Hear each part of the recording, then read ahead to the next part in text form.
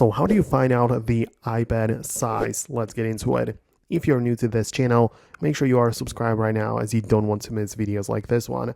Essentially, at first, if you want to find out the size in terms of like the megabytes, you can go to the general section and then find the iPad storage, and you can see the capacity, which in my case is 256 gigabytes, and I have some of it filled up by my photos, apps, and whatever else. So that's obviously one way of accessing the size of the iPad, but you might also be looking at the pixel resolution, the size in terms of the screen, in terms of like inches and other stuff, right? So if you need to know more about your iPad, I'll recommend you to check out the general section, about, and click on the model number to make the smaller number appear. So in my case, it is A2377, and I can type that into the search, and you can see that the Apple website appears, telling me everything I need to know about my particular iPad.